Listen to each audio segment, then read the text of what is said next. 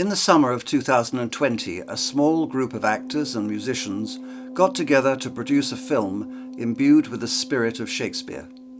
The simple idea was to bring together an eclectic mix of music, song and dance alongside Shakespeare's sublime poetry, emphasizing its cross-cultural, timeless universality. In only 4 days, a film emerged, Love in Eternity. At its heart are Shakespeare's sonnets, complemented by other material taken from the plays. The binding element throughout is love itself. We move from lust through the dominant sonnet themes of time, sleep, and death, ending in divine love. Darkness to light.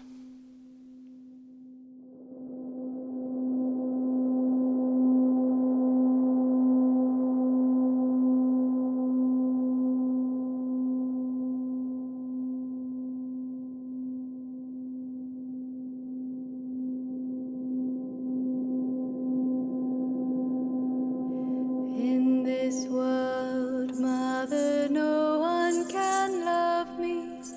In this world, they do not know how to love me.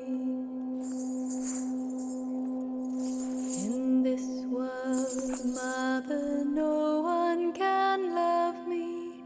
In this world, they do not know how to love me. Where is there pure loving love? Love is at the heart of all.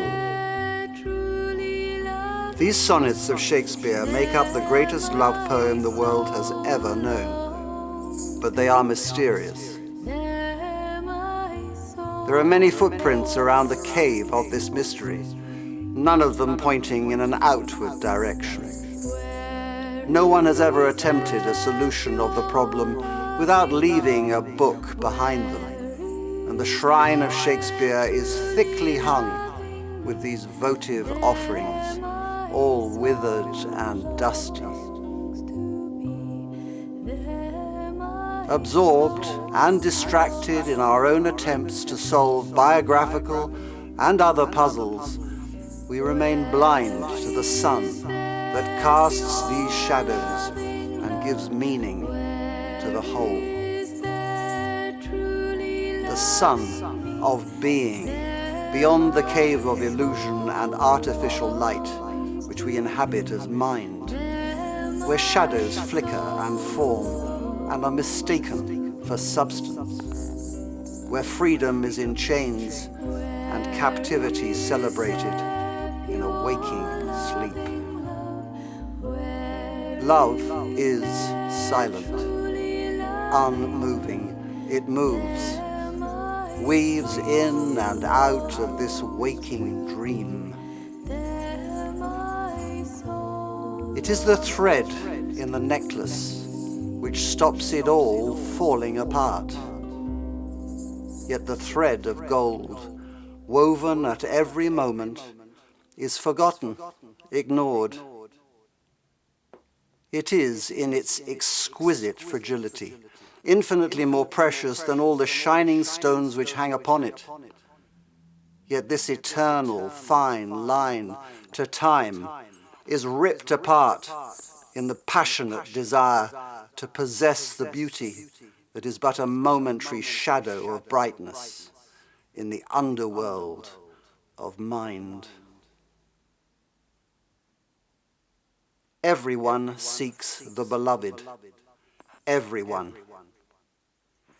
We grasp again and again at air, thin air, and hypnotized by our own vain reflection, are blinded by a blur of beauty somewhere else, in someone else. Instead of completion within, a longing without, just out of reach, always just out of reach, we suffer. We suffer and rage. bound by desire that locks love's immense, immediate self-secret in the tightness of a locket, close to and closed to our heart. A locket where the picture of the beloved is captured, where love is frozen, and we and the ever-elusive flickering fire of beauty are dancers in the dark, doomed to be eternally apart, in the waking dream at least. There where the rose's perfume fades, and petals fold, fall, and wither, torn to shreds in time's hooked thorns. So we start in the dark, with the perversions of love, the apparent destructive might of time, the dream, sleep, and death by which we are apparently absorbed. Then move, finally, to the eternal light of true love, inspired by the beloved that is everywhere, for those who have eyes to see and ears to hear, to be here, now.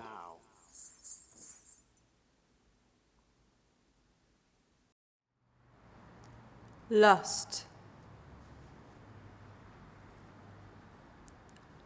Lust. Lust.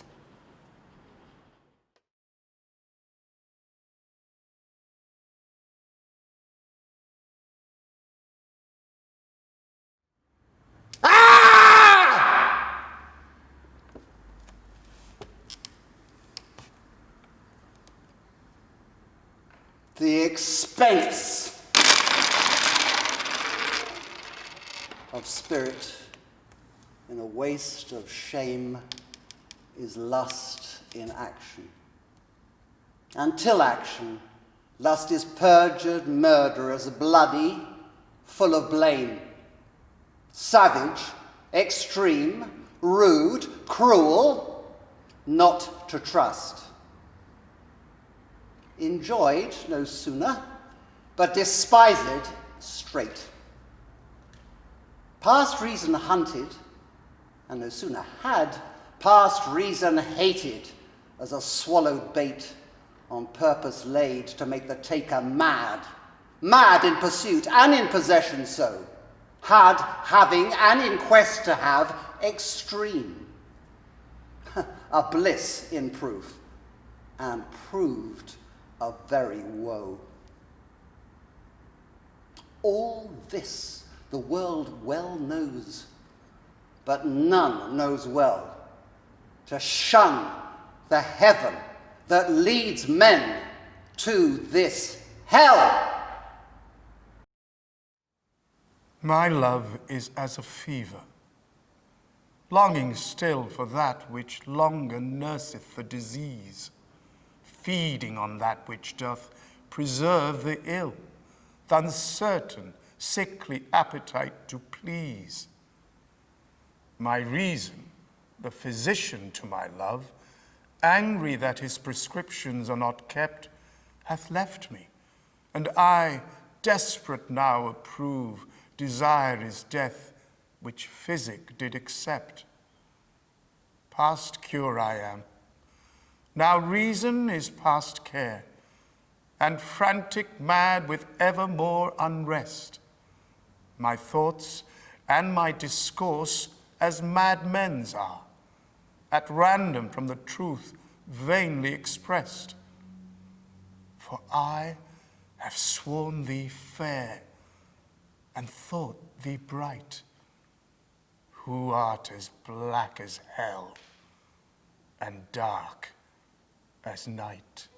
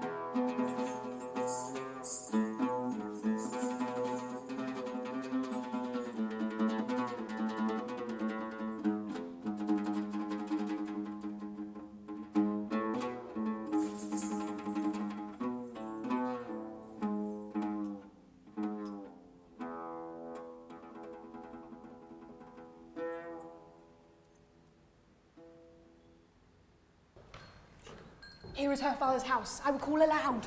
Do with accent. Die and yell. As when, by night and negligence, the fire is spied in populous cities. Whoa! Brabantio! Signor! Brabantio! Ho! What is the reason for this terrible summons? What is the matter there? Sir, is all your family within? Are your doors locked? Why? Wherefore ask you this? Zoons, sir. Put on your gown. Your heart is burst. You have lost half your soul. Now, even now, very now, an old black ram is topping your white ewe. Arise, arise, I say. Awake the snoring citizens with the bell, or the devil will make a grandsire of you. Arise, I say. What, have you lost your wits? Most Reverend Signor, do you know my voice? Not I. What are you? My name is Roderigo. Oh, the worse a welcome. I have charged thee not to haunt about my doors. In honest plainness, thou hast heard me say, my daughter is not for thee. And now in madness, being full of supper and distempering draughts, upon malicious bravery dost thou come to start my quiet? Sir. But thou must needs be sure my spirit and my place have in them power to make this bitter to thee. Patience, good sir. What tell'st thou me of robbing? This is Venice. My house is not a grange. Most grave Brabantio, in simple and pure soul, I come to you. Zoons, sir. You are one of those that will not do God's work if the devil bid you. Because we come to do you service, you think we are ruffians. Your daughter covered with a Barbary horse. You'll have nephews neighed to you. You'll have courses for cousins and jennets for relatives. What profane wretch art thou? I am one who comes, sir, to tell you your daughter and the Moor are making the beast with two backs. Thou art a villain. You are a senator.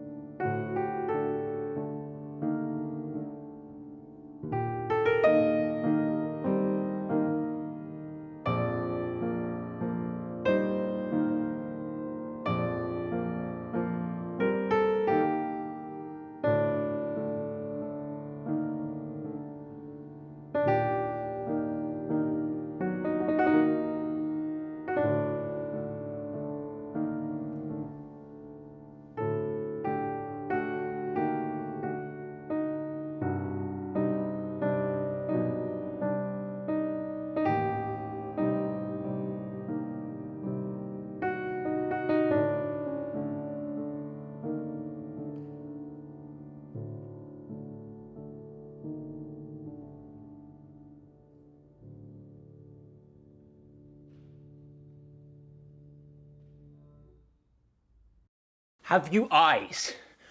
Could you leave to feed on this fair mountain and batten on this moor, huh? Have you eyes? You cannot call it love. For at your age, the heyday in the blood is tame, it's humble, and waits on judgment. And what judgment would step from this to this? Sense, sure you have, else could you not have motion. But sure that sense is apoplexed, for madness would not err, nor sense to ecstasy was ne'er so thralled, but it reserved in some quantity of choice to serve in such a difference. What devil was that hath cozened you at hoodman blind? Eyes without feeling, feeling without sight, ears without hands or eyes, smelling sans all but a sickly part of one true sense could not so mope. Oh, shame! Where is thy blush, huh? Rebellious hell, if thou canst mutiny in a matron's bones, to flaming youth let virtue be as wax and melt in her own fire. Proclaim no shame when the compulsive ardour brings the charge, since frost itself as actively doth burn, and reason panders will. Oh, Hamlet, speak no more. Thou turns my eyes into my very soul, and there I see such black and grained spots as will not leave their tinct. Nay, but to live in the rank sweat of an enseamed bird, stewed in corruption, honeying and making love over the nasty sty. Speak no more. These words, like daggers, enter into my ears. No more. Sweet Hamlet.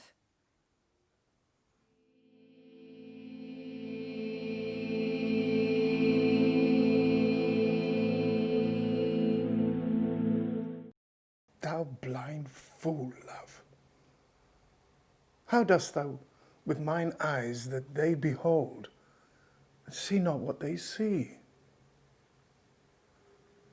They know what beauty is, see where it lies, yet what the best is, take the worst to be. If eyes corrupt by over-partial looks be anchored in the bay where all men ride, why of eyes falsehood hast thou forged hooks, whereto the judgment of my heart is tied? Why should my heart think that a several plot, which my heart knows the wide world's commonplace, or my eyes seeing this, say this is not? To put fair truth upon so foul a face. In all things right and true my heart and eyes have erred, and to this false plague are they now transferred.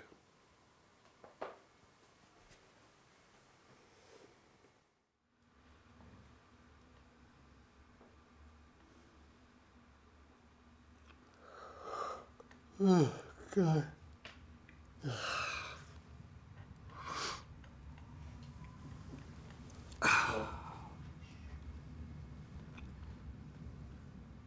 When my love swears that she is made of truth, I do believe her, though I know she lies, that she might think me some untutored youth, unlearned in the world's false subtleties. Thus vainly thinking that she thinks me young, although she knows my days are past the best, simply I credit her false-speaking tongue. On both sides thus is simple truth suppressed. But wherefore says she not she is unjust? And wherefore say not I that I am old? Love's best habit is in seeming trust, and age in love loves not to have years told. Therefore I lie with her, and she with me, and in our faults by lies we flattered thee.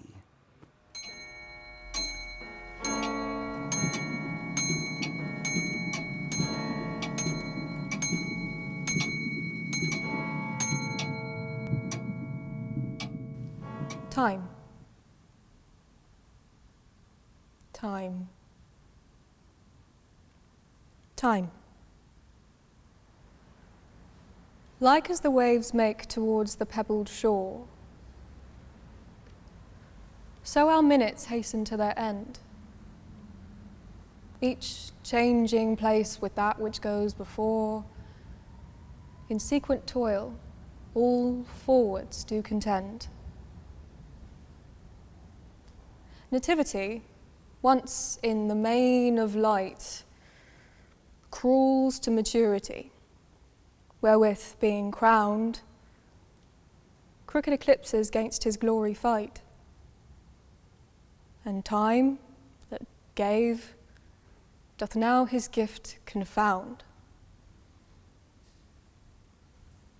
Time doth transfix the flourish set on youth, and delves the parallels in beauty's brow, feeds on the rarities of nature's truth, and nothing stands but for his scythe to mow. And yet, to times in hope my verse shall stand, praising thy worth despite his cruel hand.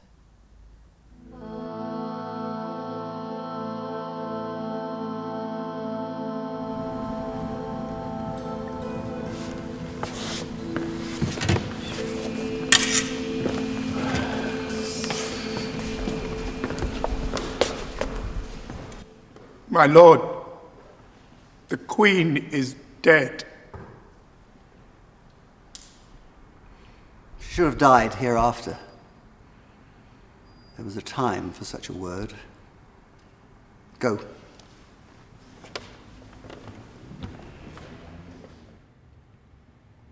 Tomorrow, and tomorrow, and tomorrow creeps in this petty pace from day to day, to the last syllable of recorded time. And all our yesterdays have lighted fools the way to dusty death. Out, out, brief candle.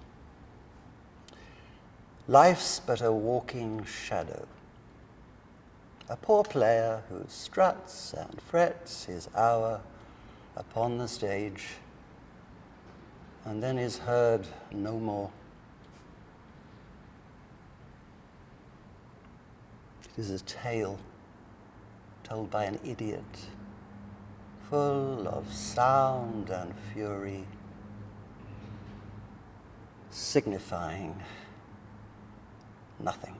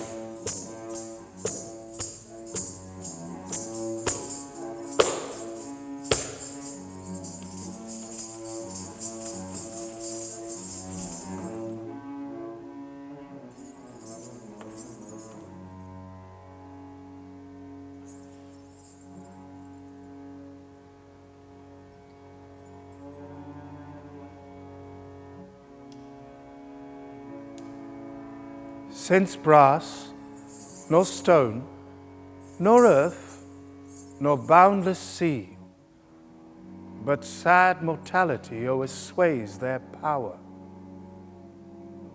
How would this rage shall beauty hold a plea, whose action is no stronger than a flower.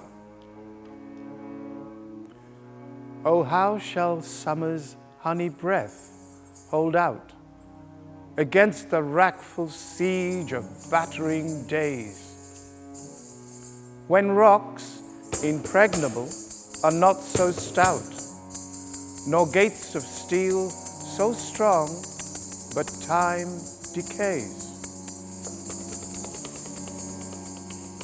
O fearful meditation, where, alack, shall time's best jewel from time's chest lie hid? Or what strong hand can hold his swift foot back? Or who his spoil of beauty can forbid? O none, unless this miracle have might, that in black ink my love may still shine bright.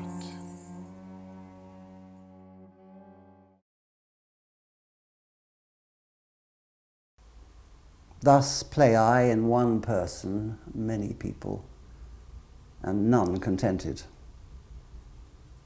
Sometimes am I king, then treasons make me wish myself a beggar, and so I am. Then crushing penury persuades me I was better when a king. Then am I kinged again, and by think that I am unkinged again by Bolingbroke. But whate'er I be, nor I nor any man that but man is, with nothing shall be pleased till he be eased with being nothing.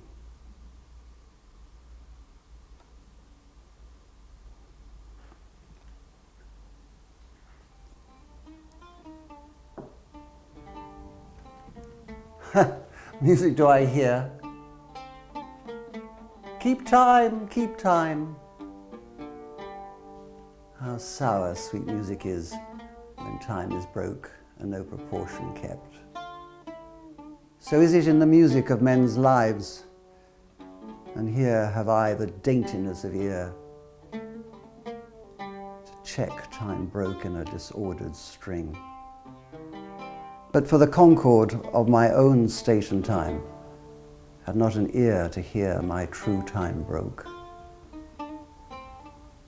I have wasted time, and now doth time waste me.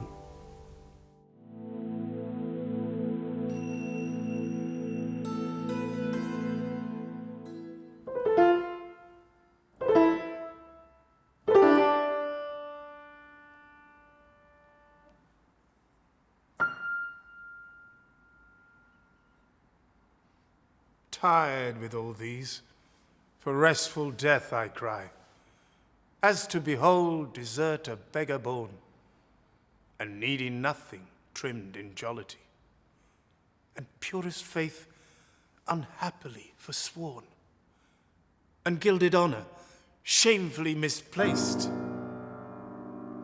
and maiden virtue rudely strumpeted, and right perfection wrongfully disgraced, and strength by limping sway disabled, and art made tongue-tied by authority, and folly doctor like controlling skill, and simple truth miscalled simplicity, and captive good attending captain ill.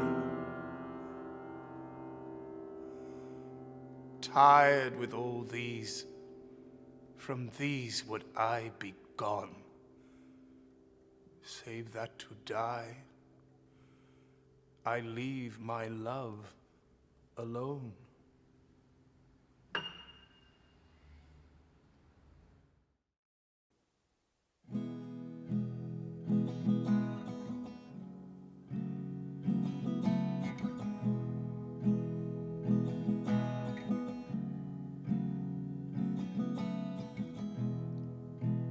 Across the evening sky, all the birds are leaving.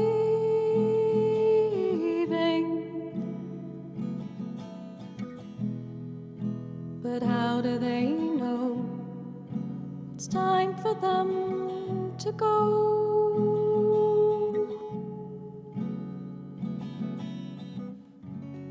By the winter fire, I will still be dreaming.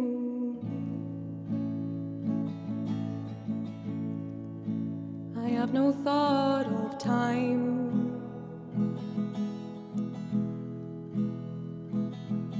For who knows where the time goes?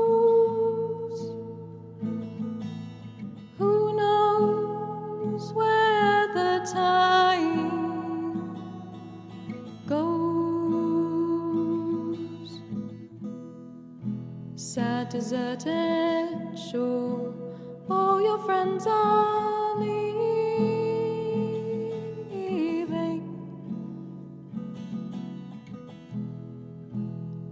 But then you know it's time for them to go.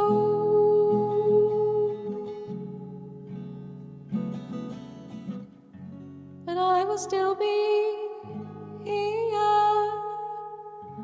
I have no thought of leaving.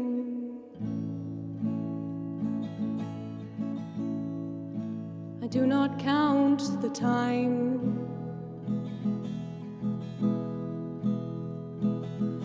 For who knows where the time goes?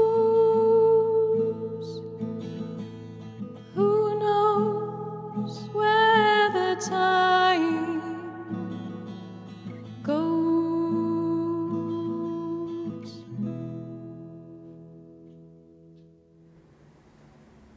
When I consider everything that grows, holds in perfection but a little moment, that this huge stage presenteth naught but shows whereon the stars in secret influence comment.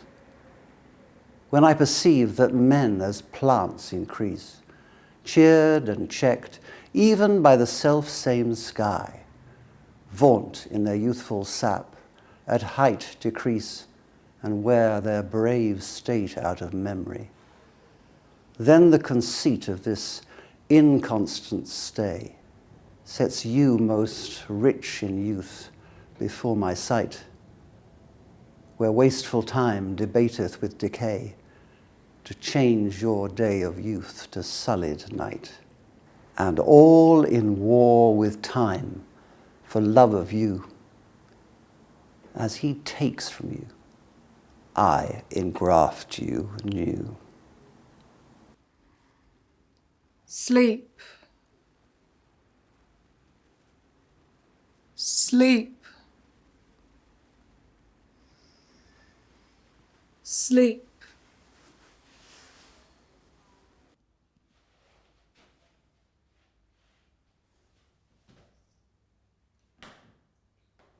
I have done the deed. Didst thou not hear a noise? I heard the owl scream and the crickets cry. Did not you speak? When? Now.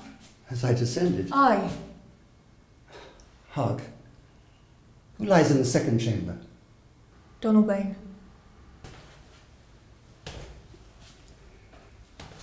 This is a sorry sight. A foolish thought to say a sorry sight.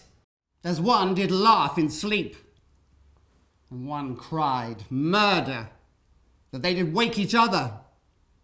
I stood and heard them, but they did say their prayers and address them again to sleep. There were two lodged together. One cried, God bless us, and Amen. The other, as they had seen me with these hangman's hands, listening their fear, I could not say Amen, when they did say, God bless us. Consider it not so deeply. But wherefore could not I pronounce Amen? I had most need of blessing, and Amen stuck in my throat. These deeds must not be thought after these ways, so it will make us mad. Methought I heard a voice cry, "Sleep no more. Macbeth doth murder sleep, the innocent sleep. Sleep that knits up the ravelled sleeve of care, the death of each day's life, sore labour's bath, balm of hurt minds, great nature's second course, chief nourisher in life's feast." What do you mean? Still it cried, "Sleep no more." To all the house!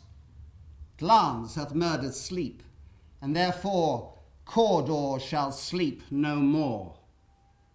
Macbeth shall sleep no more.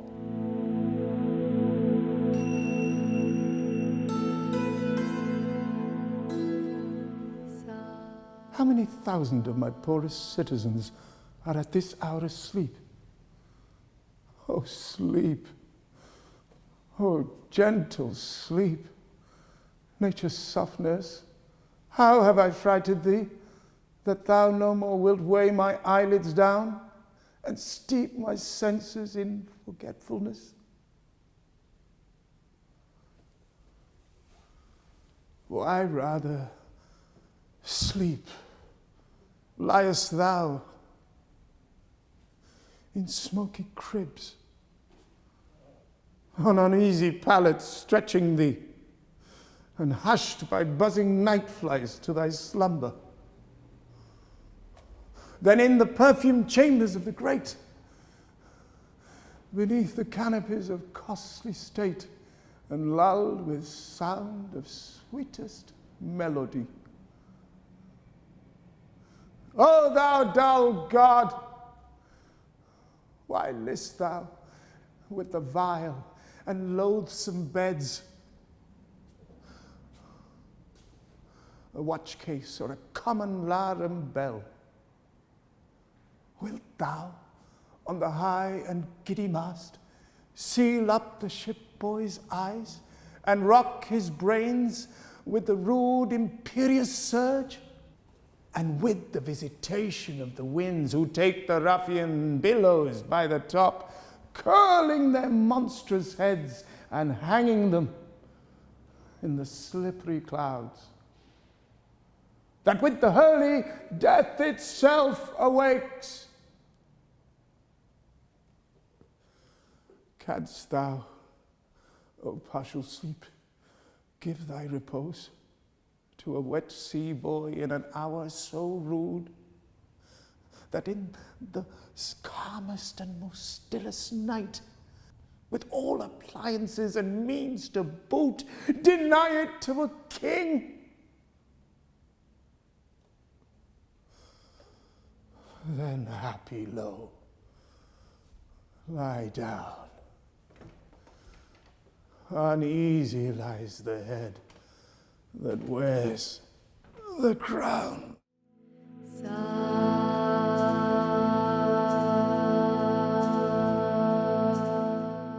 To die, to sleep, no more.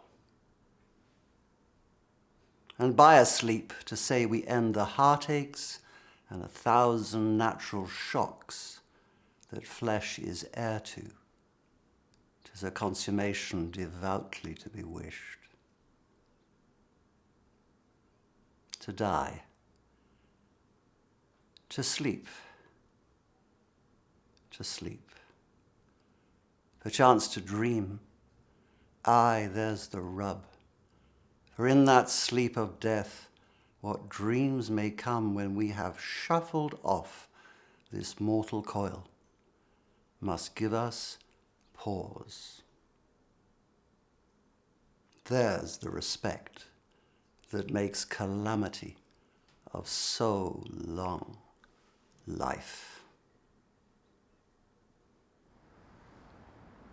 Death.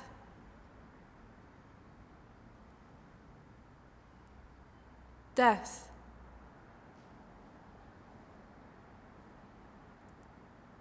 Death. Fear no more the heat of the sun, nor the furious winter's rages. Thou thy worldly task hast done.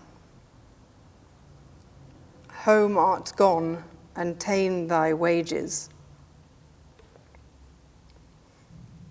Golden lads and girls all must, as chimney sweepers, come to dust. Fear no more the frown of the great. Thou art past the tyrant's stroke. Care no more to clothe and eat. To thee the reed is as the oak. The sceptre, learning, physic must all follow this and come to dust. Fear no more the lightning flash, Nor the all-dreaded thunderstone. fear not slander, censure rash. For thou hast finished joy and moan. All lovers young, all lovers must consign to thee and come to dust. Poor soul, the centre of my sinful earth, these rebel powers that thee array, why dost thou pine within unsuffered earth, painting thy outward walls so costly gay? Why so large a cost?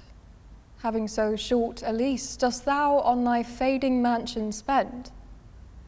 Shall worms, inheritors of this excess, eat up thy charge? Is this thy body's end? Then, soul, live thou upon thy servant's loss, and let that pine to aggravate thy store by terms divine in selling hours of dross. Within be fed, without be rich no more. So shalt thou feed on death that feeds on men, and death once dead, there's no more dying then.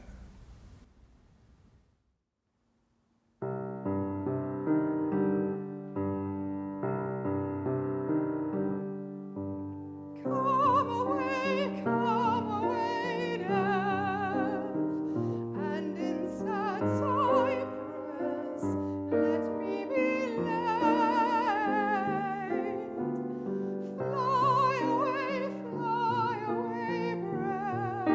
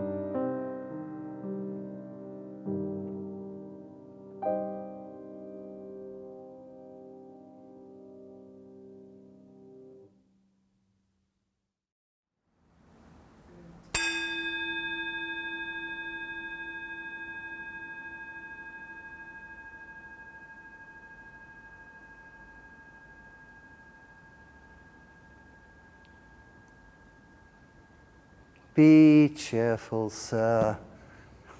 Our revels now are ended. These are actors, as I foretold you. We're all spirits and are melted into air, into thin air. And like the baseless fabric of this vision, the cloud-capped towers, the gorgeous palaces, the solemn temples, the great globe itself, yea, all which it inherit, shall dissolve, and like this insubstantial pageant faded, leave not a rack behind. We are such stuff as dreams are made on, and our little life is rounded with a sleep.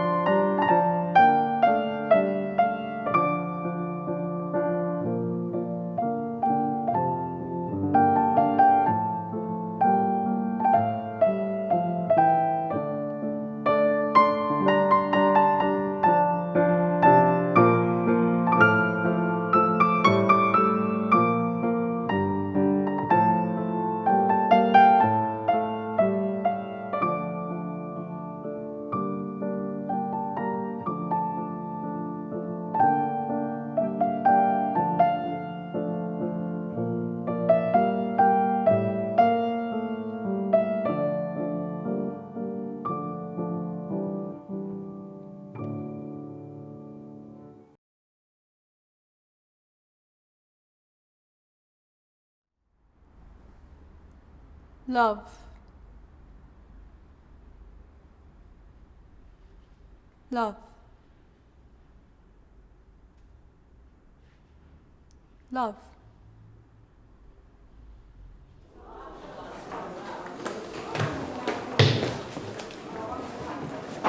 If I profane with my unworthiest hand this holy shrine, the gentle sin is this: my lips to blushing pilgrims gently stand to smooth that rough touch with a tender kiss. Good pilgrim, you do wrong your hand too much, which mannerly devotion shows in this. For saints have hands that pilgrims' hands do touch, and palm to palm is holy palmer's kiss. Have not saints lips and holy palmers too? Aye, pilgrim lips that they must use in prayer.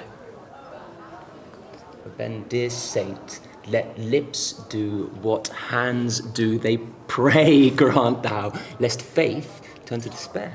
For saints do not move, though grant for prayer's sake. Then move not, while my prayer's effect I take. Thus from thy lips by mine, my sin is purged. Then have my lips the sin that they have took. Sin from my lips, O trespass sweetly urged, give me my sin again.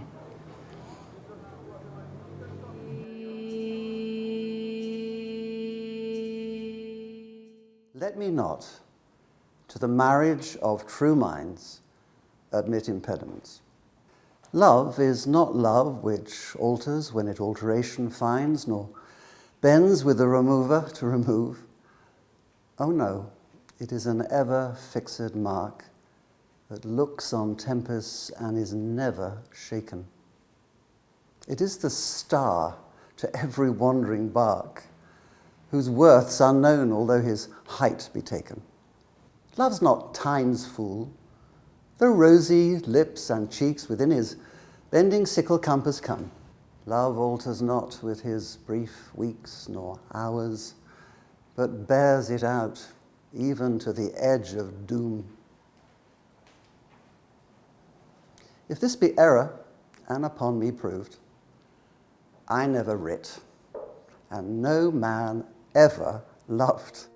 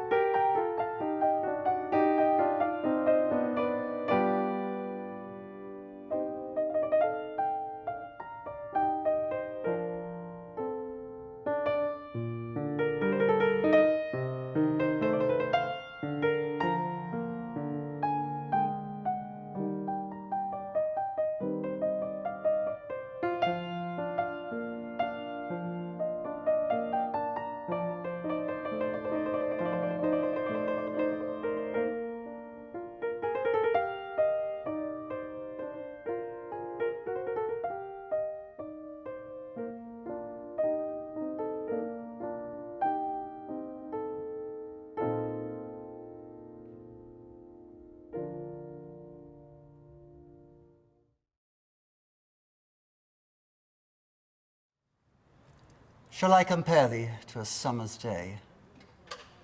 Thou art more lovely and more temperate. Rough winds do shake the darling buds of May, and summer's lease hath all too short a date. Sometime too hot the eye of heaven shines, and often is his gold complexion dimmed. And every fair from fair sometime declines, by chance or nature's changing course untrimmed. But thy eternal summer shall not fade, nor lose possession of that fair thou owest. Nor shall death brag thou wanderest in his shade, when in eternal lines to time thou growest. As long as men can breathe or eyes can see, so long lives this, and this gives life to thee. Shall I compare thee to a summer's day? Thou art more lovely and more temperate. Rough winds do shake the darling buds of May, and summer's lease hath all too short a date. Sometime too hot the eye of heaven shines, and often is his gold complexion dimmed. And every fair from fair sometime declines, by chance or nature's changing course untrimmed. But thy eternal summer shall not fade, nor lose possession of the fair thou ownest, nor shall death brag thou wanderest in his shade, when in eternal lines to time thou growest. So long as men can breathe, or eyes can see, so long lives this, and this gives life to thee.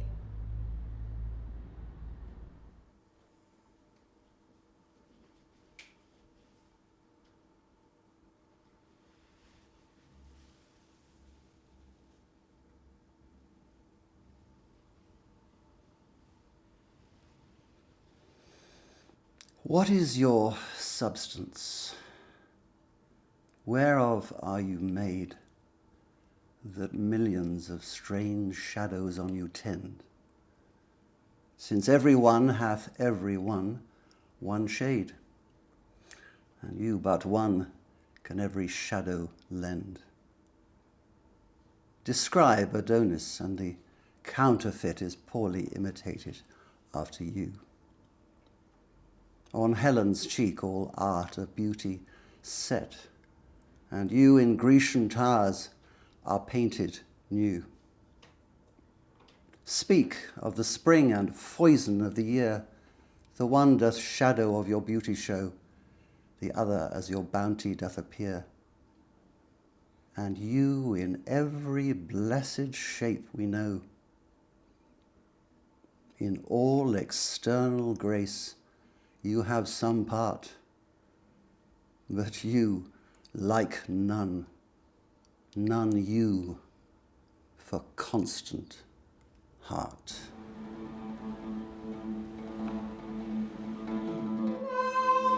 Now my charms are all o'erthrown,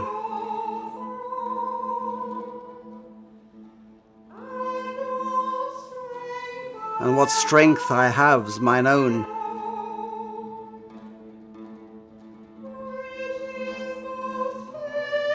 Which is most faint.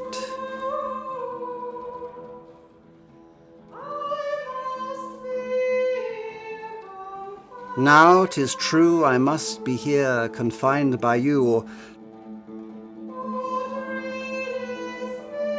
but release me from my bands,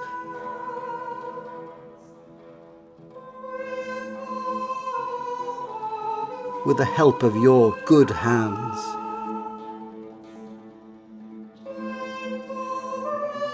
Gentle breath of yours my sails must fill,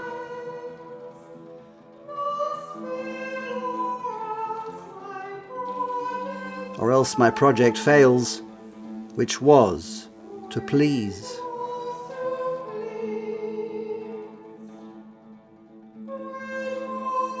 Which was to please. Now I want spirits to enforce, art to enchant.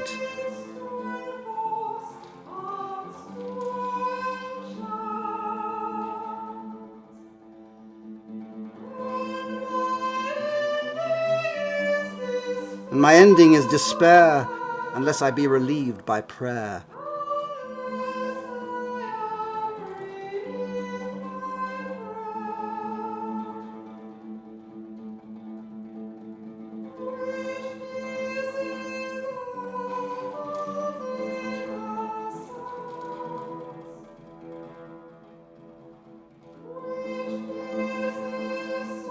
Unless I be relieved by prayer, which pierces so that it assaults mercy itself, and frees all faults.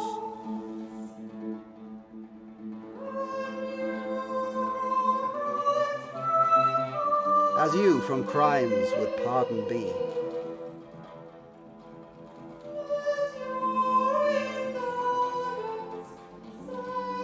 Let your indulgence set me free.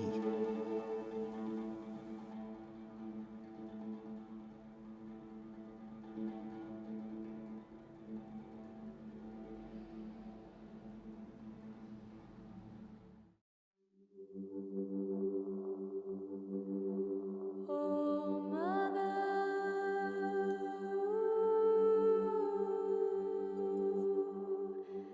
I thank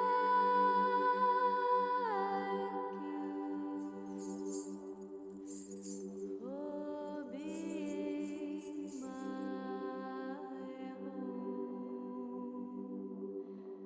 for being my home.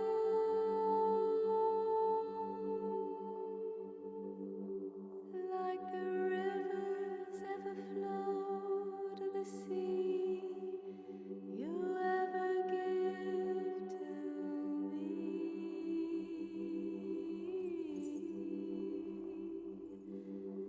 Like the rivers ever flow to the sea, you ever give to me.